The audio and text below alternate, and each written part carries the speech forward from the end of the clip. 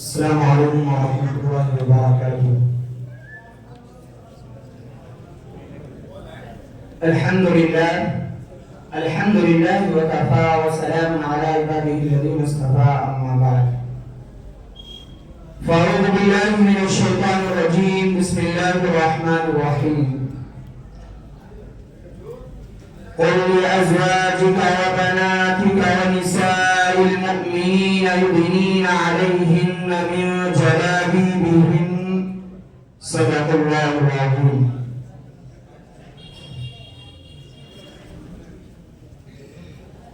محترم سامعین، جب مذہب اسلام کے روشن ستاروں سے کفر و الحاد، ظلمت و جہالت کے بادل چھٹنے لگے تو بے غیرتی اور بے حیائی کی تاریکیاں ختم ہوئیں۔ قرآن کریم کے عدل و انصاف سے باطل کے لہراتے جھنڈے گر پڑے، مذہبوں میں بے قصور و مساوات اور برابری کا درجہ ملا، اور خاص طور سے ان عورتوں کو جو ظلم و ستم کی چکی میں پس رہی تھی، مصائب و آلام کے پہاڑ ان پر توڑے جا رہے تھے، اسلام نے ان کو ذلت و پستی کے غار سے نکال کر بلندی پر پہنچا دیا۔ اور ظہور اسلام سے لے کر صدیوں تک مسلمان عورتوں کی بڑائی کے گیت گائے جاتے ہیں۔ اگر آپ تاریخ کے اوراق کھولیں تو غیر مسلم عورتوں پر مسلمان عورتوں کی فضیلت و برتری دکھائی دے گی،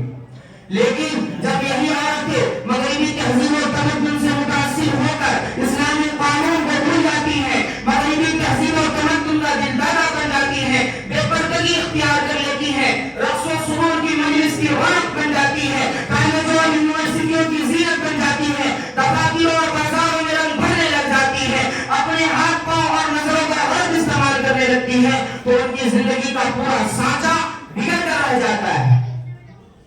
وہ تفریح کا سامان اور شیطان کا جال بن جاتی، خدا کی غضب کا مظہر اور جہنم کا ایندھن بن جاتی۔ غرض یہ کہ آج ہماری ماں اور بہنوں کی حالت قابل افسوس اور لائق ملامت ہو چکی ہے۔ میری ماں اور بہنوں، جب تک تم توحید پر قائم رہو گی، جب تک تم دین پر رہو گی، جب تک تم پردے میں رہو گی، جب تک تم پاک دامن رہو گی، جب تک تم یدنین علیہن من جلابیبہن کے عملی تفسیر بنی رہو گی اور یغضضن من ابصارہن ویحفظن فروجہن کو حجاب بنا لو گی، اور اذا خرجت المرأة استشرفها الشیطان کے تقاضے پر عمل کرنے لگو گی، تو صرف تمہارے مقدر کا ستارہ افق پر نہیں چمکے گا، بلکہ تمہاری بوجھ سے ایسے ایسے نال پیدا ہوں گے کہ زمین کو زمین، آسمان کو بھی فخر حاصل ہوگا۔ یہی نہیں، تمہاری بوجھ سے جو بھی نال پیدا ہوگا وہ پوری دنیا میں توحید کا ڈنگا بجائے گا، سخاوت کی دھوم مچائے گا، شجاعت و بہادری کا سکہ جمائے گا، تیروں کی بوچھاروں اور تلواروں کی چھاؤں میں بھی نماز قضا نہیں کرے گا۔ میرے دوستو، یہی نہیں، تمہاری گود سے عالم، مولوی، حافظ، قاری، مفتی، محدث اور امام وقت پیدا ہوں گے۔ اے بنت اسلام، تو اپنے مقام و مرتبہ کو دیکھ، تو حسن کا پیپر ہے، تو تہذیب و تمدن میں انقلاب برپا کر سکتی ہے، تو تصویر ہے فاطمہ الزہرا کی، تو سیرت ہے، تو بیٹی ہے اما عائشہ صدیقہ کی، تو عائنہ ہے ام کلثوم کا۔ اے بنت اسلام، اگر تو کسی کی بیٹی ہے تو تیرے سر پر عصمت کی چادر ہونی چاہیے، اگر تو کسی کی ماں ہے تو تیرے قدم تلے جنت ہونی چاہیے، اگر تو کسی کی بہن ہے تو تیرے ہاتھ میں عصمت اور عفت کا کنگن ہونا چاہیے۔ کیوں کہ جس وقت تیرا وجود باعث ذلت و رسوائی تھا، دنیا میں تیرا کوئی مقام نہیں تھا، دنیا تجھے ذلت بھری نظروں سے دیکھتی تھی،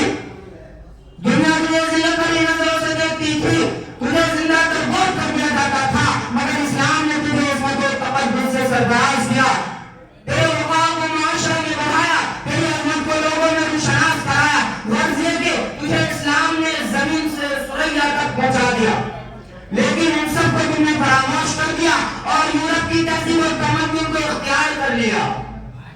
کیسے امتداد کے بہانے پر آ گئے، افسوس سے افسوس، ذرا سوچو تو صحیح، کل قیامت میں کیا منہ دکھاؤ گی؟ اس لیے بنت اسلام، آج ضرورت ہے معاشرہ کے اصلاح کی، آج ضرورت ہے سلطان صلاح الدین ایوبی کی، آج ضرورت ہے محمد علی جوہر کی، آج ضرورت ہے شوکت علی گوہر کی، آج ضرورت ہے ٹیپو سلطان کی، سوال یہ ہے کہ یہ کیسے پیدا ہوں گے؟ تو سنو، اگر تم نے اپنے اعمال و افعال کو درست کر لیا، اپنے اخلاق و کردار کو درست کر لیا، یورپ کی تہذیب اور تمدن کا سد بات کر دیا، بے پردگی اور بے حیائی کو چھوڑ دیا اور صوم و صلاۃ کی پابند ہو گئی، تو جیسے کل تیری کوکھ سے اولیاء اللہ پیدا ہوئے، محدثین پیدا ہوئے، مفکرین ملت پیدا ہوئے، شہداء پیدا ہوئے، صالحین پیدا ہوئے، تو ویسے ہی آج تیری کوکھ سے اولیاء اللہ پیدا ہوں گے۔ سلطان صلاح الدین ایوبی پیدا ہوگا، محمد علی جوہر پیدا ہوگا، شوکت علی گوہر پیدا ہوگا، محمد بن قاسم پیدا ہوگا، مگر شرط یہ ہے کہ تم قرآن و حدیث پر عمل پیرا ہو جاؤ اور ان تمام برائیوں کو چھوڑ دو، تبھی تمہیں کامیابی و کامرانی نصیب ہوگی۔ دعا کیجئے کہ اللہ تعالیٰ ہماری ماں اور بہنوں کی تمام برائیوں سے حفاظت فرمائے اور پردے میں رہنے کی توفیق عطا فرمائے۔ اس شعر کے ساتھ میں اپنی تقریر کو ختم کرتا ہوں۔ جب تک چہرے پر نقاب تھا کشش بھی تھی، کہ جب تک چہرے پر نقاب تھا کشش بھی تھی، تو نے یہ کیا غضب کر دیا کہ لباس تک اتار دیا۔ وآخر دعوانا الحمدللہ رب العالمین۔